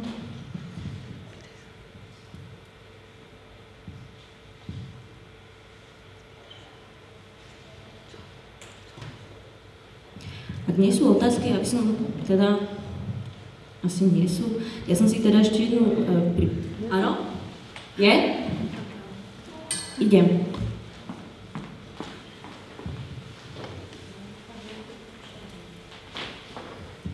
Ďakujem za prednášku. Ja som sa vám chcela spýtať, keď si povedala, že ťa zaujímajú nízkopríjmové zamestnania žien, či by si vedela viac povedať o tom výskume, o tom, že čo konkrétne riešiš? No, ja fakticky teraz budem iba výskum začínať. Som skutočne v takej ako prípravnej fáze. Keď som povedala, že ma zaujímajú nízkopríjmové zamestnania žien, mala som tým na mysli v prvom rade to dať ako ženám v ekonomickej a sociálne nevýhodnej situácii vôbec nejaký priestor v tom, čo považujeme za nejaký feministický diskurs. Ako to myslím, že je prvé také ako keby priblíženie toho, ako ma ženy v nízkopríjmových zamestnaniach zaujímajú. Druhá vec je vlastne ako konkrétny výskum. Ja som teda ako keby školením filozofka, ale práve kvôli tomu, že sa mi vidí, že toho výskumu tých pracovných podmienok a vlastne tej aktuálnej práce je relatívne málo, tak vlastne začínam teraz výskum v spolupráci s Multikultúrnym centrom Praha, ktorý sa bude venovať práve migrantkám, ale takisto Češkám a tiež mužom, ktorí pracujú hlavne na pozíciách v pokladniach, hlavne v supermarketoch a hypermarketoch. Čo nás vlastne ako bude zaujímať je to, čo ja dúfam, že tam dostanem ako niekto, kto je poučený feministickým alebo rodovým diskurzom, je to, že sa nebudeme pýtať len na pracovné podmienky v zmysle porušovania pracovného práva, ktoré je schopná zachytiť inšpektorát práce, ale že sa práve zameriame aj na to, ako je možná vlastne sociálna reprodukcia týchto pracovníčok a pracovníkov. Takže to je teraz v tomto momente, čo budem robiť a čo ma zaujíma.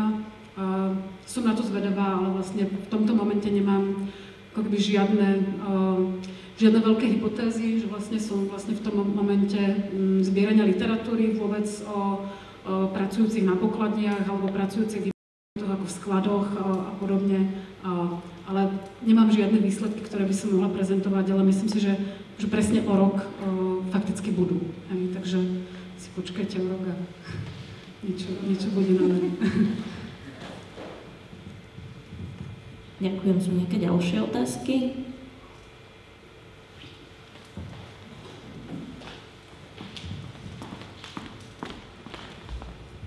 Dobrý deň, ja sa chcem spýtať, mňa zaujalo vlastne, ako si hovorila, že vlastne tá práca vytvára ako keby nejaké naše identity, nás disciplinuje a viem teda, že jedným z tých hlavných argumentov v podstate opakovaného a udržiavaného rodového príjmového rozdielu je, že teda údajne ženy si dobrovoľne vyberajú nízko platené sektory a v podstate ako keby dobrovoľne znášajú teda nejaké takéto v podstate príkoria.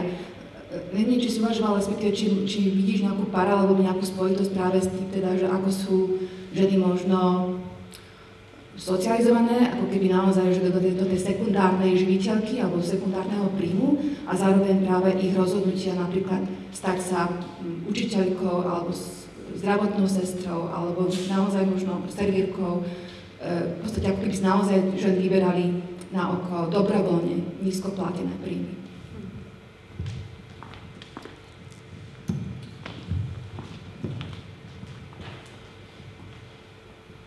Myslím, že je to vlastne taká téma vo feministickej literatúre, ktorou ja som teda nemala úplne potrebu sa nejako hlbšie v tomto momente zaoberať. Práve, že si myslím si, že pochopiteľne to presvedčenie o tom, že ženy si to sami vyberajú, netvrdím, že je trik, alebo že to je klamstvo, ale proste je to dielo ako nejakej ideológie, ktorá nás navádza k tomu, aby sme proste robili to, čo možno robia naše susedky, to, čo robia ako naše mamy, to, čo robia naši otcovia, naši susedia. Aby sme vlastne nejakým spôsobom neprekračovali možno tú horizontálnu segregáciu vlastne toho pracovného trhu. Skôr, čo ma vlastne v tejto súvislosti napadá, je to, že neviem, že či si vlastne vystačíme s tým argumentom alebo s takým uvažovaním, že ak, dajme tomu, budeme organizovať rôzne tie dievčenské dni alebo chlapčenské dni, kde sa budeme snažiť predstavovať dievčatám povolania napríklad v IT, alebo povolania proste automechaničky, opravárky, že či toto je niečo, čo fakticky zmení nejako širšie vlastne ten ekonomický systém a tie ekonomické podmienky, nielen segregáciu, ale fakticky tie nízke príjmové hladiny. Hej. Takže v tomto zmysle ja som taká ako keby trochu skeptická voči niektorým týmto feministickým štátnym alebo vlastne mimovládkovským aktivitám, ale nechcem povedať, že vlastne tie spôsoby toho, ako sa stávame tými ako v úzokách dobrovoľne si prajúcimi subjektmi, prajúcimi si to, čo nám fakticky škodí, že sú rovnaké. Rovnaké pravdepodobne nie sú, ale myslím si, že to proste poznáme zo všetkých možných aspektov nášho života, že je skutočne veľmi jednoduché v priebehu nejakého času presvedčiť druhých ľudí o tom a všetkými možnými druhými ako rôznych pobídek, organizáciou priestoru, organizáciou činnosti, neustálými napomenutiami, spraviť z človeka v úvodzovkách to, čo chceme, aký bol. Vlastne toto je napríklad niečo, čomu sa veľmi venovala vlastne teórie práce na začiatku 20. storočia. Kondicionovanie vlastne toho robotníka ako čoraz produktívnejšieho robotníka.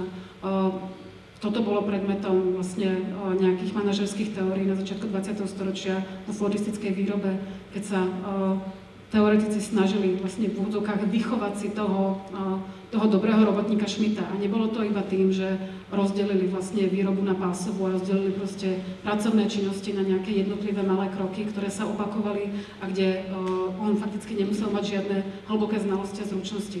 Ale čo bolo dôležité je aj to, že vlastne neustále interpelovali tohto Schmidta, bol vlastne reálny ako výskumný a pracovný subjekt, interpelovali do toho, že mu hovorili, že Schmidt, ty si výkonný robotník. Toto vlastne bolo súčasťou tej práce na tej linke. Alebo si výkonný robotník, si dobrý robotník. Myslím, že aj takéto ako drobné interpelácie sú vlastne dôležité pre to, kým sa presne stávame.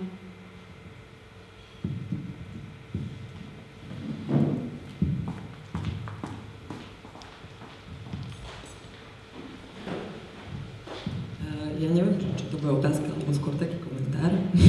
Mňa celkom zaujíma dlhšie už téma, ktorá ako keby trošku to tu nebolo úplne spomenuté a chcela by som vedieť, či to sa napríklad nachádza v tej knižke.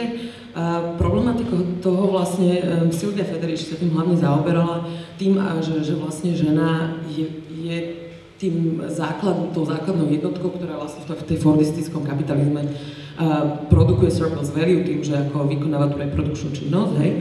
A že vlastne v súčasnej situácii práve popisuje ten zaujímavý kontraproduktivitu toho neoliberálneho postfeminizmu, ktorý vlastne presne tým, že sa snaží dosahovať vlastne rovnosť ženských a mužských pozícií pracovných, miest a tak ďalej, vlastne vymedzených iba pre tie určité privilegované vrstvy. Vlastne spôsobuje práve to, že veľa žien práve z tých nižších vrstiev sa zostávajú trapped, zachytené práve v tej akože neschopnosti tej sociálnej mobility, pretože práve tieto práce, ktoré boli typicky ženské do nejakého bodu, hej, dajme tomu do tých 70. rokov, sa práve oddelegovávajú na väčšinou ženy z neprivilegovaných vrstiev. A mne príde zaujímavá taká paralela vlastne v tom, že tým, že sama som hovorila, že kapitalizmus tým, že je globálny, že napríklad, keď si hovorila o šičkách, napríklad presne to, ako sa vlastne v tej globálnosti toho kapitalizmu vlastne oddelegováva práve napríklad tento typ práce do krajín, kde outsourcujeme v podstate kapitalistickú produkciu práve preto, aby sa zvýšil zisk, znížili samozrejme národné náklady. A že táto paralela mi príde ako celkom zaujímavá vlastne, že vždy to ako oddelegovávame, posúvame práve na tie ženy, ktoré už a priori do toho pracovného procesu prichádzajú ako dvojito znevýhodnené. A že či vlastne ma zaujíma, že či, ja som si tú knižku práve kúpila, že či sa tam zaoberá, že týmto vlastne, alebo sú tam nejaké texty, ktoré sú spomenuté práve v tom širšom kontexte toho kapitalizmu a feminizmu. Tak práve ako to vlastne tú otázku toho, že či práca v domácnosti alebo reproduktívna práca skutočne tvorí nadhodnotu a teda je súčasťou ako nejakej kapitalistickej produkcie, tak to bola tá téza teda talianských feministiek 70. rokov, tak tým sa práve zaoberá teda text Miroslavy Mišičkovej, ktorá tieto diskusie rekapituluje, takže ten rozhodne odporúčam. Teda rekapituluje vôbec ako aj to samotné hnutie, ktoré žiadalo mzdy za prácu v domácnosti. Vlastne nastolilo túto požiadavku. Tam by som chcela upozorniť na to, že v tomto texte sú ešte ako vynikajúce fotky z toho, že to bolo hnutie, ktoré naozaj bolo v uliciach, že to nebola akože čisto v úvodzovkách utopická, teda bola to veľmi utopická požiadavka, ale bola to požiadavka, ktorá sa vznášala naozaj desiatkami a stovkami a tisíckami žien v Taliansku v 70. rokov dostávať mzdu za prácu v domácnosti. Ten samotný ako keby outsourcing, alebo vlastne to delegovanie tým delegovaním tej práce medzi ženami navzájom, myslím, že vlastne sa zaoberajú minimálne ako dva texty. Je to text Martiny Sekulovej, ktorá vlastne veľmi na tom príklade skúma fakticky pracovné podmienky Sloveniek, ktoré odchádzajú pracovať do Rakúska, starať sa o starších ľudí.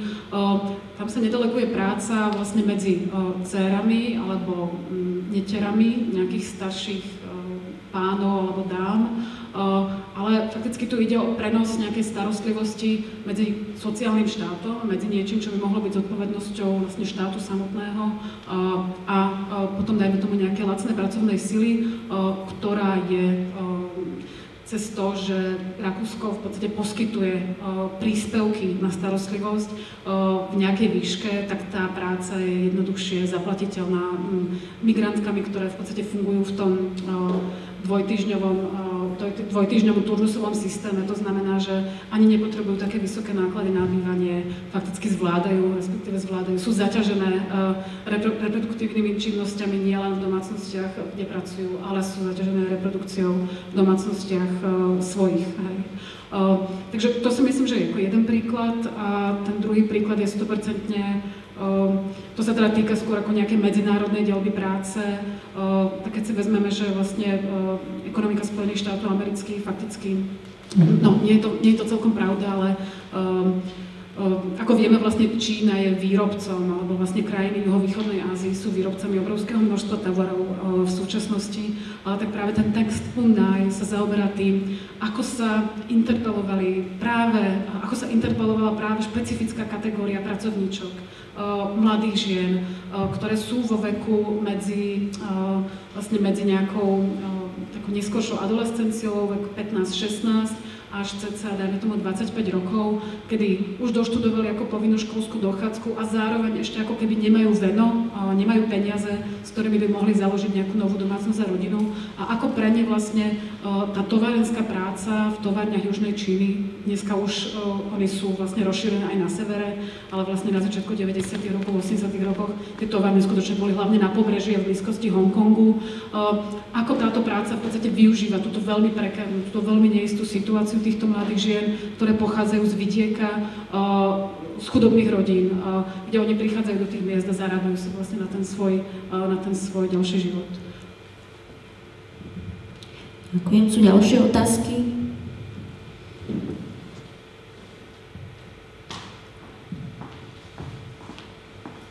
V tom prípade v podstate teraz neviem, že či sa mám pýtať, alebo nemám pýtať. Ešte tam je. Dobre.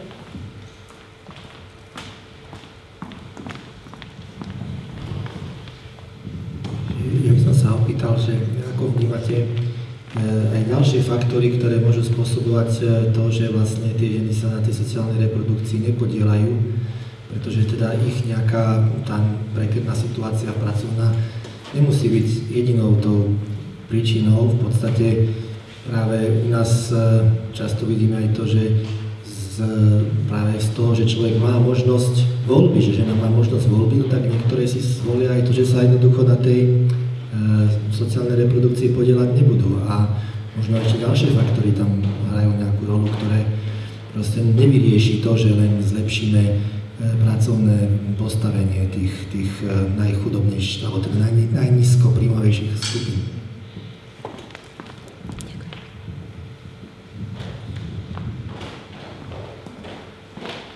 Ja by som s tým asi súhlasila, že je to asi trochu komplexnejší problém a hlavne by som ale chcela teda poukázať na nejakú slepú uličku vlastne riešenia problémov sociálnej reprodukcie, ale vôbec nejakého externalizovania alebo outsourcovania reproduktívnej práce, dajme tomu ako migrantkami alebo ľuďmi vo veľmi znevýhodnených pozíciách, pretože to je skutočne, je to slepá ulička. Ak niekto prichádza sa starať, či už ako o starších ľudí, alebo o deti, žije v domácnosti, v rodine, kde vlastne je dvojkariérové manželstvo a stará sa tam vlastne o tie deti, tak dajme tomu tú reproduktívnu prácu ako v tej pôvodnej domácnosti tohto človeka, tejto osoby, musí takisto ako niekto robiť. Preto sa vlastne hovorí, preto Arlie Hochschild, americká sociologička z Berkeley, fakticky hovorí o nejakých globálnych reťazcoch starostlivosti. To je niečo vlastne, čím sa zaoberá práve aj tá Martina Sekulová v svojom článku, v takom teoretickom úvode, kde hovorí to, že vlastne ten záver z toho by bol asi taký, že my musíme nejakým spôsobom preorganizovať vlastne prácu a reprodukciu a fakticky zvýznamniť ako reproduktívnu prácu a pochopiť to, že túto prácu ako musíme vykonávať, alebo nie je nič zlé alebo nehodnotné, ak sa staráme, ak robíme prácu, ktorú fakticky nikto nechce robiť, nikomu sa nechce utierať práko, nikomu sa nechce upratovať, kde je obrovské množstvo proste repetitívnej práce, ktorá jednoducho musí byť urobená a to je, a vlastne mali by sme ju proste zobrať tak, asi nenájdeme proste zmysel života, asi tam neuplatníme svoju kreativitu, ale je to práca, ktorú proste musíme spraviť preto, aby svet pokračoval tak, ako pokračuje, aby sme sa mohli vlastne v spoločnosti alebo doma cítiť tak, ako sa cítime a myslím, že tá práca je dôležitá a to je niečo, o čo sa myslím, že feministická kritika ako veľmi snaží, vlastne zhodnotiť, dať nejakú väčšiu hodnotu práve reprodukcii. A celkom faninkou vlastne akýchkoľvek experimentov v tomto prerozdeľovaní, aj keď si myslím, že je proste z praktického hľadiska vlastne šialene náročné a možno ako v tomto momente ako na nejaké ako širšej škále v podstate neuskutočniteľné. Sú ešte ďalšie otázky? Tak ja by som si dovolila položiť možno jednu záverečnú. Ako som spomínala, učíš na katedre genderových studií a teda máš aj kurz, ktorý sa venuje práve práci. A v podstate v rámci tejto témy sa venuješ teda kategórii rodu a kategórii triedy a nejakej vzájomnej interakcii. A v podstate obe tieto kategórie si myslím, že nie sú úplne neproblematické.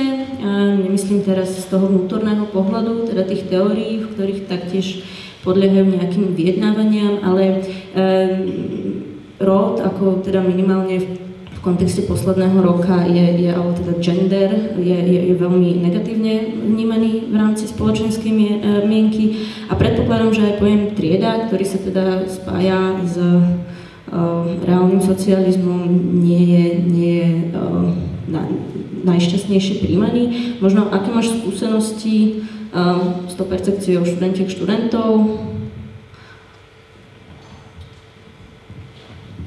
No ako, je to veľmi zaujímavé, že tie reakcie, ako teda poviem iba veľmi v stručnosti, že čo učím.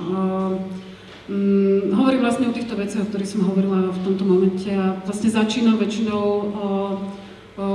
tými klasickými teoretizáciami práce a triedy, dajme tomu, alebo teda vlastne ekonomických nerovností. Ale vlastne vždy musím ako na prvej alebo na druhej hodine vysvetliť presne, že čo je kapitalizmus, čo je kapitál a že to je vlastne ako že to je nejaký spôsob organizácie sociálnych a ekonomických vzťahov, ktorý niekedy vznikol a vlastne práve kvôli tomu, že niekedy vznikol, tak by mohol aj zaniknúť a nie je vlastne niečím takým samozrejmým, takým nezrušiteľným, ako by sa nám možno mohlo zdať. A tie reakcie ako vlastne na túto celú, ako na ten celý kurz sú veľmi rôzne, pretože faktom je to, že ja vlastne niekedy sa študentky rodových štúdií považujú za tie, ktoré presne v úvodzovkách prídu na tom, čo si niektorí ľudia myslia, že sú dobré miesta na ministerstvách, že oni teraz proste budú robiť tú dobre zaplatenú rodovú politiku. A ja im vlastne tak trošku ako rozrušujem presne predstaviť tých superžien a v podstate sa bavíme teda o nejakých triednych nerovnostiach alebo nejakých triednych rozdieloch medzi ženami navzájom. A v podstate im možno aj spochybnem predstavy o tom, že oni by možno mohli byť alebo mali byť tými superženami. Takže ako je tam hodne takej negatívnej reakcie a je to veľmi rôzne.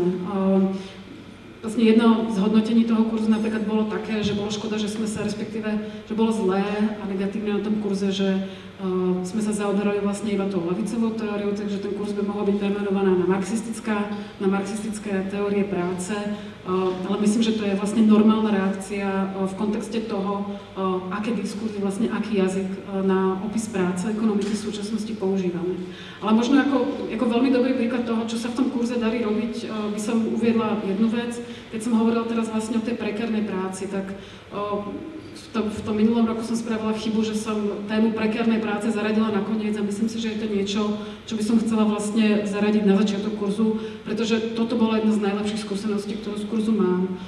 Prebrali sme teóriu vlastne nejaké charakteristiky prekérnej práce podľa Lia Voskov, podľa Guy Standinga a študentky mali vlastne v záverečnej práci napísať, akú oni sami majú vlastne pracovnú skúsenosť s prekérnou prácou. A vlastne tie opisy, ktorých sa mi potom dostalo, tie boli skutočne, niektoré z nich boli ako aj veľmi literárne, precízne spracované, veľmi reflexívne, s nadhľadom. Myslím, že tam bolo také ako veľmi úprimné a pravdivé pochopenie nejakej ako svojej situácie a takého úvodzovka nezakrývania si očí pred tým, v akej situácii sa ako študentky a študenti vôbec nachádzajú. Takže vlastne napríklad tá sebareflexia bola pre mňa zo strany študentiek veľmi dôležitá. A napríklad teraz, keď som si čítala pred cca 2 týždňami na websupportovskom newsletteri napríklad písala pracovníčka helpdesku, o tom, ako vlastne funguje v call centre, ako funguje i helpdesk, tak bolo veľmi zaujímavé si vlastne porovnať jej opis práce v call centre s opisom práce v call centre, ktorý som ja dostala vlastne od svojej študentky. Ako vlastne jedna tá istá práca, ktorá má hrozne veľa ako negatív, je veľmi namáhavá, ľudia v nej zostávajú maximálne 15 mesiacov, môže byť rôzne nasvietená, ak fakt pochopíme ten fakt tej prekarity tej práce, čo si myslím, že pochopila, alebo čo spracovala tá študentka napríklad. A ak predávame tú prácu v call centre ako niečo, cez čo je vlastne tá firma dobrá, cez čo si tá firma robí reklamu a cez čo si tá pracovníčka v úvodokách buduje svoj profesionálny profil. Tie dva opisy tej práce sú tak rozdielne a tak strašne zaujímavým spôsobom vlastne na jednej strane opisujú tú ideológiu profesionalizmu a potom na druhej strane tú realitu tej prekarity, že sa mi vlastne zdá, že no, tak ak toto má byť pedagogický výsledok, tak som skutočne veľmi rada. Ďakujem veľmi pekne. Máme asi posledných pár minút, ja by som teda dala priestor možno na 1-2 otázky. A ak teda žiadne ďalšie nie sú, tak vám veľmi pekne ďakujem, že ste prišli. Veľmi pekne ďakujem hostke Lubici Kobovej za veľmi vyčerpávajúcu prednášku aj diskusiu. A ďakujeme aj za účasť na minulých podujatiach a za celý tento feministický festival. Díky za pozornosť.